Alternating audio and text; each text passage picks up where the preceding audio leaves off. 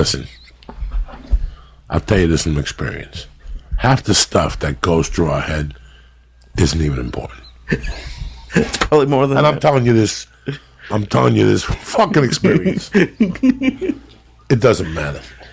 Because in our minds, we have to fucking do something. We love being somewhere in a certain fucking space and time. And for some people, they love the fucking drama. And if they don't have drama, they add to the fucking drama. That's always the weirdest one for me. People who always... I worked with a bunch of them who would always come in and they're always like in a huge fight with somebody. I never understood that. Like, I would purposely avoid those things happening, and it seemed like those people every few days had someone else. It's I hate when I read or when I answer emails on the podcast and fucking people hit me up with an email about a situation. Some emails are just plain, but some things that people post sometimes about themselves, or they'll send me something personal, I could feel it. I could feel what they're going through because I was there. Like, I could read that kid's writing on that wall, and I understood. I went back to 1985, and I went back to being 20 fucking 3 in 1986, and, living in San Francisco and going to bed every night, not frustrated and confused. 23, I was frustrated and confused, which is a fucking horrible combination. And scared. I was frustrated, confused, and fucking scared.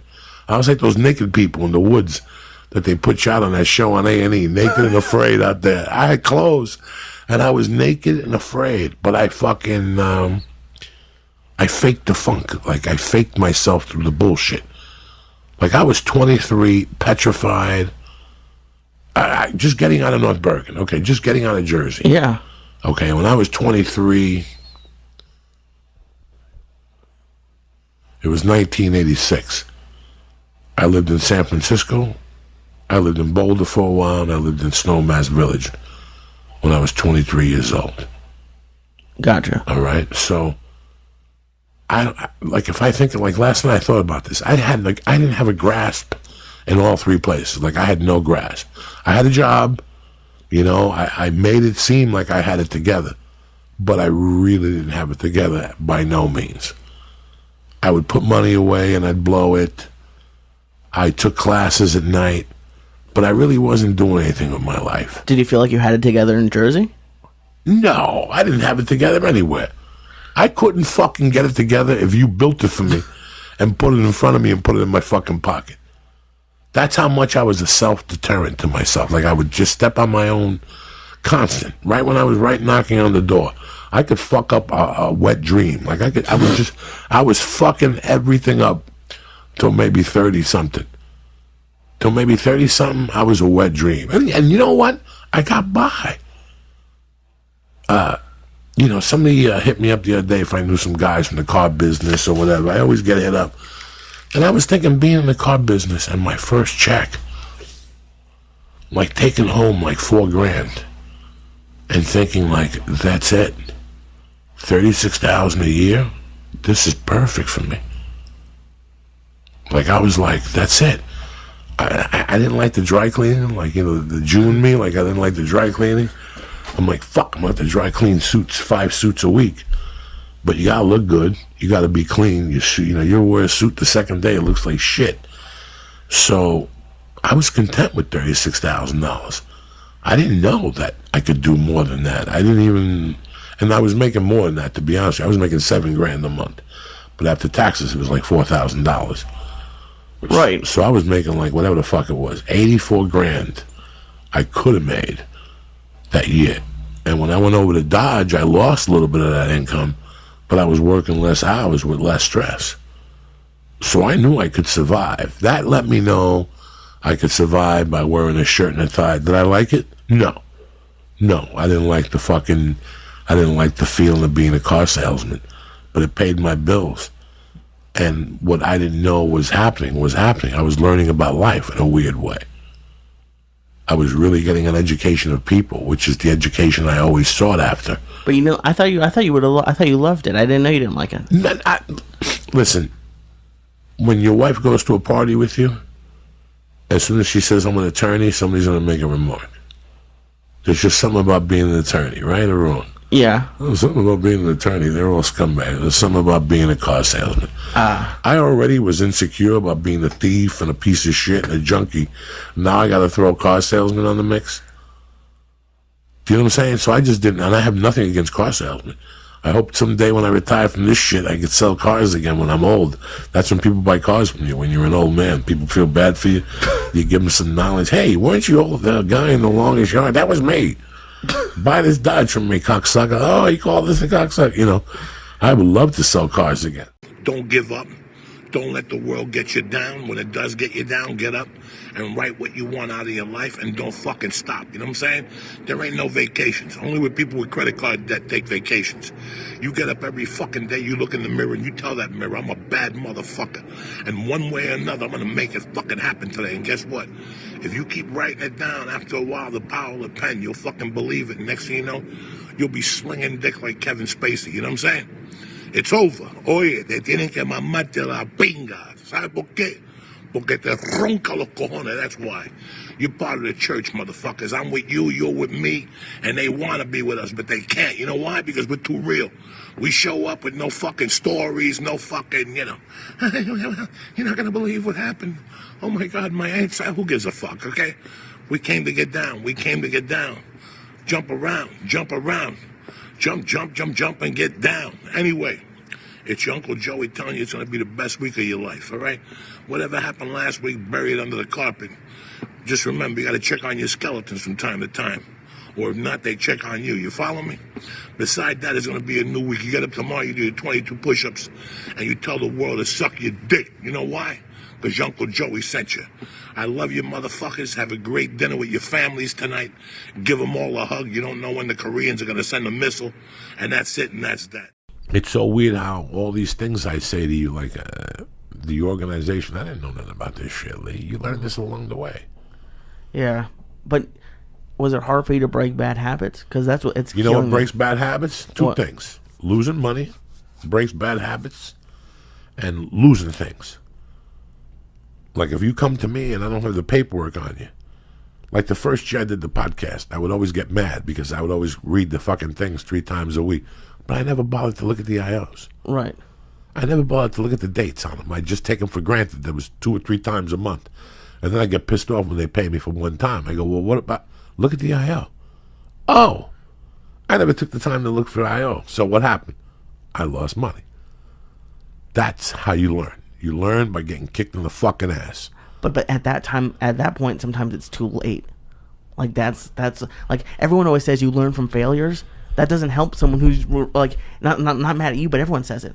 Like everyone says that as you're getting into an entrepreneurial thing, and you're like, well, I don't want to fail. First of all, stop saying entrepreneur. Whatever the word is. Stop starting a business. Stop saying that bullshit fucking American word that just makes you stand out like a fucking momo. I'm an entrepreneur. Hey, go fuck your mother. We're all doing. Somebody's got to be helping us. Right. You know what I'm saying? So, you want to go into business for yourself. Right, yeah. So you just got to step up to the fucking pump. I've been in business for myself for 30 fucking years. 25 doing comedy. Well, let's just say 25. Right. Well, okay. So just for your thing, since you said you went back and forth when you were starting comedy, like before you really jumped into it, do you think that time period was your not being sure, like being nervous about jumping into? Okay, I was talking to Tommy Easter today, my brother Tommy Easter. And we were talking about a delicate subject about him getting a job and why it's important. And I explained to him when I moved here, I thought I was Johnny Bananas too. And I eventually got a job. You know, people say, oh, well, artists don't get jobs. That's great. That's fucking great. Not when you got a coke habit. And you got child support and you're fucking trying to live on people's couches and you want to buy a pair of pants at fucking Ross. You know, when you want to do all these things, you need a fucking job. Right. Okay? Right now, if I took Tommy East on the road 4 times a fucking month, what would he make? What would he make? If I pay for the plane ticket, he'd make $200 a week at the club. If I threw him an extra 100, it cost him fucking. He get $300 a week. That's $1,200 a fucking month. He's gonna eat $150 while he's on the road. You know what I'm saying? So you can't make a living. You can't live on $1,200 a month. You can't make a living. You can't make a living unless you come back and you got $100 gigs during the week because you're at the store, the Improv. You see what they give you at the Improv, a $7 bill. They give you a 5 and 2 singles. At the fucking comedy store, they give you $15.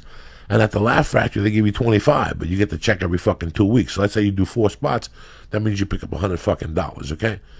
You can't make a living right now at this situation. You can't get ahead. You can't put away money. So I told him, I go to one of those telemarketing places. They pay $15 an hour on Sunset. Inbound fucking calls. People put ads out in the paper, whatever, and you call this fucking number for a couch, or, you know, when you call the Sleep-Matic bed, you watch TV and they have the Sleep-Matic bed. Right, yeah. Call us right now in the next 20 seconds. Who do you think you call? Uncle Joey. Hi, how are you? I'm a Sleep-Matic professional. I'm some fucking junkie who can't sleep at night that's going to answer the phone for fucking $12.50 an hour and try to sell you a fucking bed. So I explained to him that there's no stigma in this. That right now at this point in his life, he's living in a van. How long? He would have to go on the road for 3 months and not spend a dime to get into a fucking apartment. Fuck, yeah. Not spend a dime to get into an apartment in this town. And like I told him, I go, you're not getting into the Taj Mahal. What you're going to do is get a job. There's a plan. And this is the same plan I had. My plan was cut short when my vehicle was towed. You understand me? So now I had to think a little quicker. Thank God I had people like Ralphie May and Josh Wolf that I could sleep on their couch. I always threw them a couple bucks. I always helped them out. You show up with a little fucking weed, and everybody helps each other out. But I moved in with Gavin, and I had to give Gavin rent money, and it was a couch. I had that because it was a couch and a shower. It wasn't the best sleep in the world. I didn't sleep comfortable. It wasn't great for my lumbar, but the fucking options were the street. So it makes your lumbar wakes up fucking perfect. You wake up in tip-top Magoo shape and shit. Yeah, when it's couch or street. And then after that, you get a roommate situation. And then after that, you meet a girl and you date and you have a roommate situation. You move in together and you save money. And all along the way, you're making little fucking strides, but you don't even know it. You know, like I told him, I go, if you stay out there one more year, you're going to go home. You're going to go home. You can only live in a fucking car for so long before it starts to bother you. You know, nobody wants to hire you. You pulled up in your fucking apartment. It smells like a shoe in there. You know, there's vomit. There's foot. And I'm not saying nothing bad about Tommy. I lived in that car also. I lived in my car, so I'm speaking from fucking experience here. So there's things that you don't want to do, but you learn how to adjust. You're going to learn along the way, Lee. But for you to always want to fall with somebody, a part of a team, what team are you fucking talking about? What team are you experiencing? What team do you know that you want to be a part of? 3 white dudes that think they're all geniuses, and they haven't done dick. Right, yeah. They haven't done dick. They haven't done dick. You've been here since day one. You came to me for fucking 3 months ago. You should start your own podcast. You should really start your own podcast. You've been here since day one. 9 offices. 18 different conglomerations, computers, wiring, CDs, boxes, live podcasts, podcast at a coffee shop. You want to name a fucking few? So all these things, they haven't done all these fucking things. So what are they going to say to you at a meeting? When you're sitting there stuttering and sweating and all red from the fucking head, they're talking nonsense, they don't know what the fuck they're talking about. How long will that last? What team are you a part of? Right, but then that's what I'm worried about, though. Is like I'm not a good salesman. That's not my strength. You're a Jew. It's in your fucking DNA. You just got to wake it up. Remember you said you went to Israel? Right, That yeah. the people there would be tremendous salesmen here, that they didn't stop in the street. Tell them what they did to you. They took your wallet. They take your ID. Yeah. They took your wallet. I get anywhere from 75 to 100 fucking emails a week on Facebook and Messenger. I find shit, the church, you know, and it's so funny how, yeah, some people want advice on comedy, some people want advice on drugs, some people don't know what to do. It's pretty interesting, the emails I get. But the email I've been getting frequently, I guess I haven't spoken about it lately, and people want to know about, is my eldest daughter. You know, let me talk to you people about something else before that'll get to that. I went to take my young daughter yesterday to her self-defense class. And I was sitting outside, and a girl came to get a brochure. And when she came out, she walked up to me and asked me if I was Joey. I go, yeah. She shook my hand. She goes, I just moved here from Houston. I'm a comic, and I've been here for about 2 years, and can I ask you a few questions? I was like, sure. I was just sitting there. My wife was next to me. I go, sit down and, ask me whatever you want. And she was asking me about that she had done Kevin Hart's special, one of the Kevin Hart shows on Comedy Central. She did a movie, and she played she had like maybe 10 scenes in the movie. She got a lot of action in the movie with a great cast. And she just got something else, some other show. She opened up a Mike Epps at an amphitheater or something like that, and they might use her again. And she goes, that you get all these things from time to time, but that she wanted for it to move faster, And I asked, I go, are you frustrated right now? And she's like, a little bit. And I go, you know what? I was frustrated for 20 fucking years. Like, frustration is something, it's connected to a little bit of anger. It's connected to a little bit of just being disoriented. But when you're frustrated, that's one of the worst fucking feelings in the world because it doesn't go away. I was frustrated from like 93 to 2007. I lived my life very frustrated because I couldn't figure out the path. I was getting close to the path, but I couldn't figure it out. I was getting close to the path. Then one day I figured that I just had to eliminate the coke out of my life, and that's what it was. That was the last of the frustrations, And I was frustrated for the same reason you guys are frustrated. Your job, things aren't going well enough. They hired this guy instead of you. This guy got promoted instead of you. Why is this guy getting this? And I do this. This guy's getting a lot more money than me, and I sell more tickets than him. There were just so many little frustrations that I had. What was going on with my daughter and my ex-wife. That's fucking frustrating. I lost $200,000 there easily in attorney bills. For what? At the end, for what? What was the point of going through all those motions for the result that we got? But when you're frustrated, it's also the result that you're not doing something right and you don't want to come to terms with it. That's what frustration is, that you're cutting fucking corners instead of doing the goddamn work. There's nothing, and you think you're doing well or whatever, but you could be doing better and you can't put your finger on it. You're cutting corners. You're cutting corners in your life. And one day, I was very frustrated for years. Then I got into comedy and I lost 50% of the frustration I had because I wasn't in the workforce anymore. That's very frustrating, being in the workforce. I know that you guys that have day jobs and, you're into them and you are college educated or maybe you're not college educated. It's fucking frustrating having a day job. It's okay for a while and then something happens and you hate it and then you like it again. But it's similar to comedy. It's a lot of life and comedy are exactly the same. That's why I call it a journey, because you're going to be frustrated. But what do? You quit? No, you keep pushing along and you stay frustrated. I mean, for me, I just stayed frustrated. After I got into comedy full time, I was still frustrated. And then 93 was when the frustration went away. Now I had a complete different frustration, which was what to do with my ex-wife and the kid. But that's completely different. Part of frustration is not commitment either. I love these people who go, well, I'm going to do this, but I'm going to keep my job until this happens. It's never going to happen because you're giving 50% to this and 50% to the other, so you can't give 100% to anything in full. And in those trenches, you get frustrated because do I quit my job or do I keep playing the violin? Do I do this or do I? So it's a constant thought process. And once it goes into your fucking bones, you cannot get rid of it. Well, you said that the frustration stems from you're not doing something you're supposed to be doing. Absolutely. Is there another side of it where maybe you just started something, or maybe it's not, like, is there a part of it that you're just impatient, or is it all? It's impatience. Part of it is impatience, but it's also finding yourself at a particular time for a particular period of time. Finding yourself in a position for a long period of time. You start getting frustrated. I'm not doing this. I'm not doing that. And the answer in frustration is always looking into yourself and always going, you know what?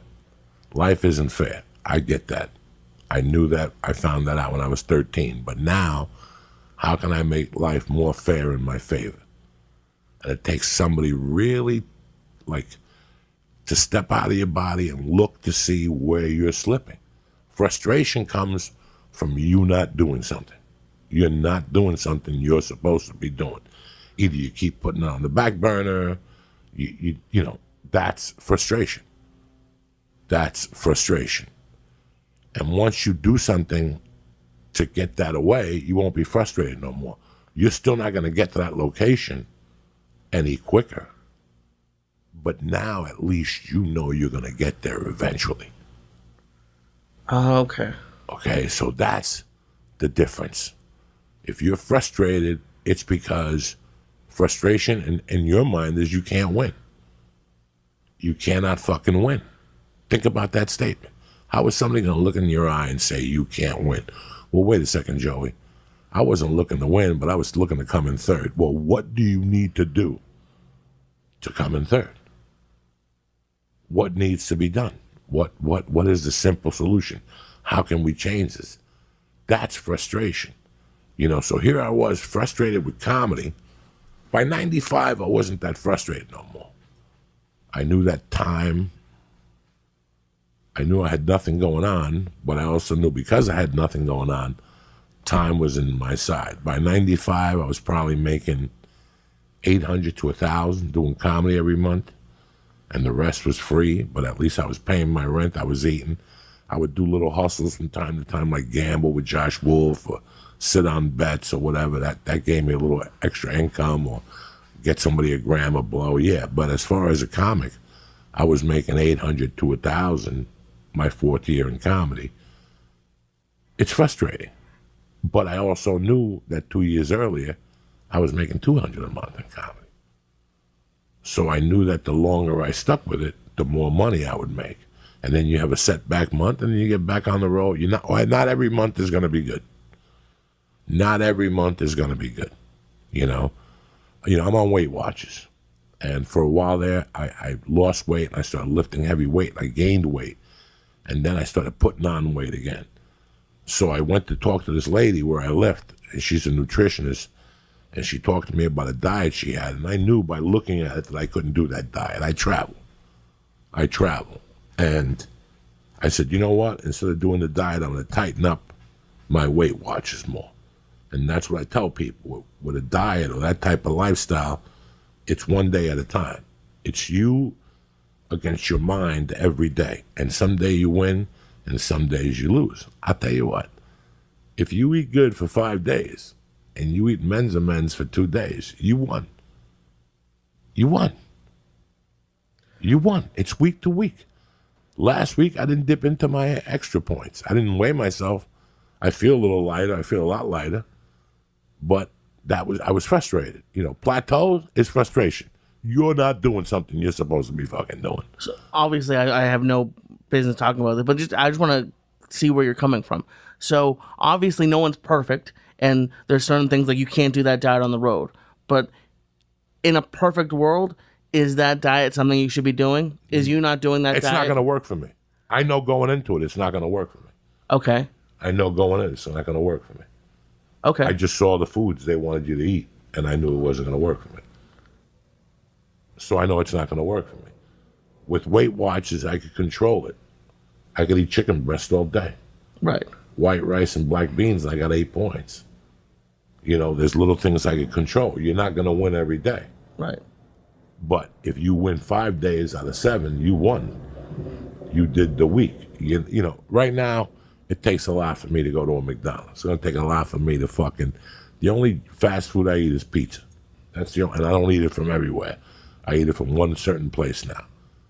But I plan my day. I know that I have 7 days to go to war. But when I look at a menu, I look at it and I prepare. When I go to a certain town, I know what menus they have and I know what I could eat. Because I could stay within that realm. But it's the same thing with life. You're not going to win every day at life. But first, you're going to start winning 1 day a week, Then you're going to start winning 2 days a week, and you're going to feel frustrated for 5. Then you're going to start winning 3 days a week, then 4 days a week. And listen, what are you going to do? You're going to do 4 good days a week, and you're going to have 3 bad days. Didn't you just tell me yesterday that baseball is weird because you could bat 300? It's a game based on percentages. Life is also based on percentages. Life is also based on percentages. So what are you saying to me, Joey? Okay, every month, if you have 22 good days of eating and 7 bad days, you won. That means you got 7 minus 22 is 15 good days of eating. You've made a little bit of progress. That's how you have to look at things. Is the progress, the little things that you could do daily to change what's going on in your world. You know what, man? I don't like this material I'm doing. Well, go schedule 22 sets in 2 weeks and do a comedy camp. Go home every night, listen to your thing, write it down, and you live for it. And you'll get away. Plateaus mean you're not doing something right. That's what a plateau means in your life. How many plateaus have I had? If I put plateaus by, when you put 4 lines and then a line through it, Right. you ever see that? And it's 5 mistakes. I've had 90 fucking thousand plateaus. You know how many plateaus I've had in the last 10 years? Maybe 6 or 7, compared to 8,000 I had before. Since 2009, 2008, since I took control of my life because I got off the drugs. But did I still fucking make mistake off the drugs? You bet your mother's fucking asshole I did. You bet your ass I did. But the percentage of mistakes got lower. Even if you started a resolution, you already fucked it up. Listen, restart it again. You know what I'm saying? That's why I don't like resolutions. If I want to do something in the new year, I start in December, so there's no pressure. So by January, it sticks. You follow me? Anyway, it's Thursday the 24th. I hope you guys are doing well today. I get emails a lot. I don't have the Gmail page no more because I lost it. Every time I got a new computer, the fucking code disappeared or something. And then there was a point where I had 2 Gmail pages, and I don't have them at all no more now. So if you send messages to the Gmail and I haven't gotten back to you, it's not because I don't like you, it's because I don't even know how to get them no more. They're fucking disappeared. But I do find a lot of Facebook Messenger pages, and on regular Facebook, a lot of fucking people have been hitting me up lately. And yeah, it's a lot of like, we saw this, we saw that, we went to see you, we're going to see you. But it's also a lot of questions about like growth. And the one thing people have the hardest problem with, that we all did, listen, is decisions. It's the decision to do something, stick with it, and believe in it. When I get these emails, I look at them and people are like, well, I got this offered to me. And it's not career, it's not comedy questions. They're career questions. They're drug choices. When I say drug choices, it's somebody who's trying to get off drugs. Okay, so it's, they saw something, they came to a reality, and they're hitting me up because they want to tell me they're clean 11 days or something like that. And these are all great things. I love all this kind of stuff. But the thing I see that people struggle with the most, so I thought about it for a few weeks, and I wrote about it, and it's making that decision, because there's the moment of reality. There's the moment of, okay, I've been doing this for this long, and it's gotten me nowhere. What is my next step? Do I quit what I'm doing? Do I go to something else? Do I move on to something else? How much longer do I give this? This is the number one question that people have. Dog, if you don't think I had it, it was crazy. And I started this at 28. So at 35, when I was broke, everybody else had money around them. And I'm still fucking living like a fucking bumpy, hand them out. And I'm still a sort of an open micer in 95, 7 years later. So, or 90, whatever the fuck I'm trying to say to you people. It's the decision to do something and stick with it is fucking hard.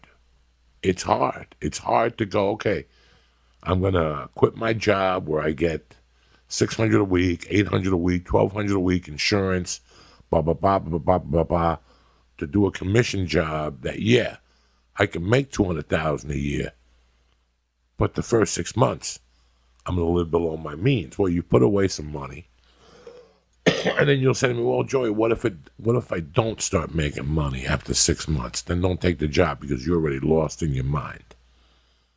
You're already lost in your mind. You know, when you take those type of leaps, there's a lot of things to consider. When you're single, who gives a fuck? Go for it. If it fails, you failed. It's on your shoulders, and you start all over again. You can fucking bounce off from that shit. It's when you're married and have somebody else on your shoulders and have a child that those decisions are tough, you know. Now is when we talk about the comedy aspect of it. Because I compare the comedy aspect to any other thing, whether it's a job or anything. You know, how long do you stick with it before you you know, how long do you stay at McDonald's? How long would you stay at McDonald's? If you started working at McDonald's at 18 to help you go through college, how long do you stay at McDonald's for? You know, you stay at McDonald's until one day you say, I'm not mopping this fucking floor no more.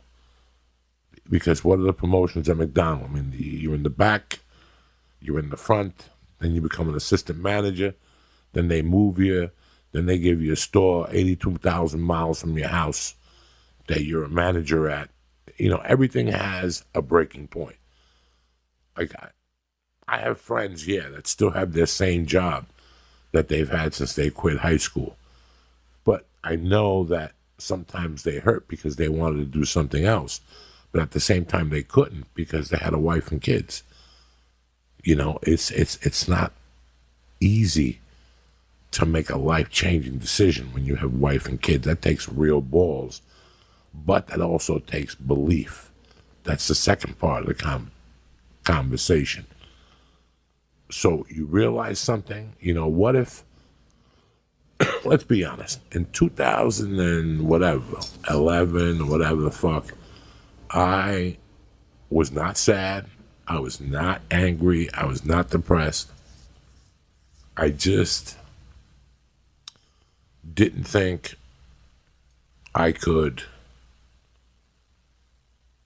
do what everybody else had done. I never saw myself playing a theater. I saw myself headlining. I was headlining a lot of rooms, but I wasn't really a headliner. And I took some time off before I went to the store. And I remember I said, you know what? If I'm not going to do the store and if I'm just going to go on the road with Rogan, I got to give myself a homework assignment every week. And I'm happy I did this. And every week on Thursday night, I would drive to the fucking Irvine Improv and I would sneak in the back and I would sit there with sometimes I put sunglasses on. It was the creepiest shit I ever did. And I watched every headliner for about 9 or 10 months. From Greg Giraldo to the big black dude that died, God rest his soul. I watched Ralphie. I watched everybody I could that I hadn't seen. Jim Gaffigan, anybody who played the Irvine Improv that year, I watched. And on the drive home, I came to the conclusion that I was fake headlining. Like, I was a fake headliner. I had to figure out something to put my jokes together. If not, I was just another comic telling jokes. Between Greg Giraldo, Ralphie, the big black guy, there was a lot of comics where I went home thinking about their act. Even if I didn't like them personally or whatever, at least I learned something from them that I had to do. Oh, yeah. Oh, good Lord. Oh, yeah. I can't imagine that they talked about this at the Irvine Improv. And I knew that I had to fucking do something with my life. But I tell you what, I didn't want to put the work in. I'm not going to lie to you guys. I was like, right now at this point in my life, I'm happy. I'm booking commercials. I'm booking TV shows. My friends have TV shows that they give me. Between the Rogan work, fucking the work that I get, the commercials I book, I can make a simple living. I mean, it wouldn't be $100,000, but I can make a simple living, and with a job, I can make $100,000, and I'd be fucking happier than shit. To me, that I'm not doing coke. I'm not on jets. I'm not out partying. I don't give a fuck. I was pretty content with that. I really was. The reality was that I had done movies, I had done TV shows, and I hadn't moved the meter on my stand-up. The meter on my stand-up had not moved. And hey, it happens. For some people do one line in a fucking movie, and the next week they're selling out theaters. That didn't happen for me at all. And I saw the movie thing, and I saw the TV thing, and the recurring, and it still just wasn't moving. And I didn't know how to make it move. I had no idea how to make it move. And then February 18th this year, Ari's doing a show at the Comedy Store, Monday the 18th. And Tuesday's my birthday, February 19th. And I asked Ari, why was he doing that show? And he goes, because it was the 9th anniversary of the first time we did the Storyteller show in the lab in the back of the Improv. And I go, it was 9 fucking years ago. It was me, Mark Maron, and somebody else. I forget who else was it. It was. And it was in the back, and there was maybe 30 or 40 people back there. And I was going to go up there and tell a certain story. But while I was sitting there, I thought about the Wall story. I was getting tickets for the Wall, me and Joe Focaccio and Lubes, and him flicking the cigarette in his shirt. And I just told the whole thing and how it led up. And that's when storytelling came up. So think about it. I was ready to quit doing comedy on the road because I needed something to tie together the pieces. If not, I wouldn't have grown. And next thing you know, storytelling comes along. And that was the piece I needed at the time. I didn't know my stories were going to work. I didn't know people were going to tune into them. But I jumped on that bandwagon, and it lifted my stand-up a little bit. So it wasn't that I was quitting. It's that I came to a realization that if I went on the road, I was going to go on the road for 30 people a night. Yeah, people knew me from the Rogan podcast, and people knew me from fucking The Longest Yard and doing shit like that. But I wouldn't have come to that opportunity, which that's what it was. It was an opportunity that opened up. Storytelling. Oh, my God. Now, I've been telling these stories to these comics for years. Whenever I went to New York with Rogan, I would point to different places, and he would go, why don't you talk about these on stage? And I would go, because nobody wants to fucking hear them. But that's the direction I took. That was the decision I took. And now, if you come watch me, I'm kind of a storyteller who tells jokes. But at least the joke has an explanation with the story, or the story has an explanation for the joke. So I had that gap in the road because everybody told me it was television and film. I attacked that, and the answer was right in front of me. And it was the work I had to put in. So now I had to start sitting down and writing stories and thinking about shit and asking my friends stupid fucking questions. And they're going, why are you asking me these questions? And I'd bring up a story, and then they'd add another story to it. And it was a really great process that I went to. But going back to realization, like I was running around amok till 1984. And then in 1984, I came to a lot of realizations. I came to the realization that I was a fucking moron. I came to the realization that I was a drug addict. Not really. I didn't come to that realization that I was a drug addict at that point. I just had a realization that I was a fucking moron, and B, that I wasn't going to do anything in my life, that I was done. I gave up at the age of 21 years old. I was like, I'm just going to be a fucking piece of shit and a bum. I'm never going to get nowhere. And it was because of 5 years had gone by and I hadn't done nothing with my life. I thought that the world was going to hand you something. See, I thought the world was going to hand me like a union book, and I was going to make $23 an hour and drive a Corvette. It didn't work that way. And then after that realization came was when the drugs came in. And then thanks to God, I met I bumped into an old friend, and he took me to a meeting. And that's when I realized I was addicted, or whatever the fucking words they use or whatever. And I got clean. But 84 was the realization period in my life. When I realized that, Jesus Christ, I'm not going to do none of this shit.